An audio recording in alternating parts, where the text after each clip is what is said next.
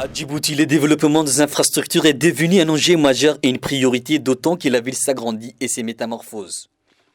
Cette transformation soudaine de la capitale résulte de nombreuses constructions de nouvelles habitations dues à une forte croissance démographique et d'un exode rural sans précédent.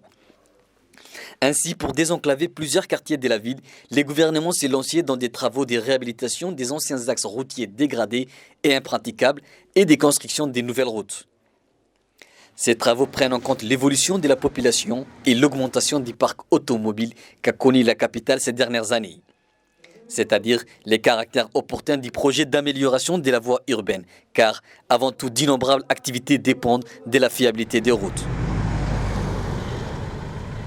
Construire des routes ou en réhabiliter d'autres axes routiers, c'est en quoi s'attelle le gouvernement djiboutien. Après nos coups de projecteur sur les travaux réalisés à Kartis et à Makal Mukarrama, nous poursuivrons aujourd'hui dans la banlieue de la capitale, à savoir à Balbala, à Hodan ou encore ici à Dorali. Après avoir visité les travaux en cours dans les quartiers 6 et Makal Mukarrama, nous voilà aujourd'hui dans la périphérie de la capitale, en l'occurrence Balbala et plus particulièrement à la cité Hodan. Il s'agit de la construction des deux voies principales et la réhabilitation d'une autre. La première voie est beaucoup plus importante. Elle est longue de 3,4 km. Elle relie la place de Hayablé à la route nationale 3 en passant par les quartiers Warabali et derrière PK12. La seconde route relie la cité Hodan 1 à la route nationale 3 du côté de Doralé en passant par Hayablé. Elle est longue de 2,6 km.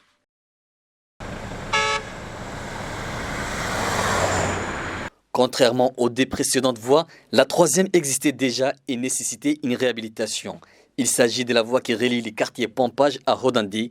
Elle mesure 1,7 km de long. La route que vous voyez était dégradée et était très difficile à l'emprunter. Lorsque j'ai traversé les quartiers avoisinant cette route, c'était dur pour moi. Les habitants mécontents se plaignaient. Les camions soulevaient trop de poussière et ce qui est malsain d'ailleurs pour l'alimentation et la santé de ses habitants.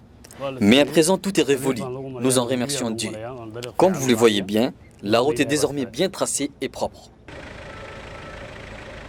L'amélioration des réseaux routiers développe la circulation des biens et des personnes, facilite également les transactions et ainsi stimule l'économie du pays.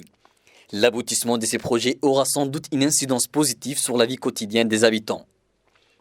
Construire des routes ou remettre en état les infrastructures est la charge de l'État, mais les préserver ou les bien entretenir est les devoirs de chaque citoyen. Les habitants des sites concernés ou les automobilistes empruntant ces axes routiers manifestent leur fierté. La route est un élément indispensable pour le développement du pays. La préserver est le devoir de chaque citoyen.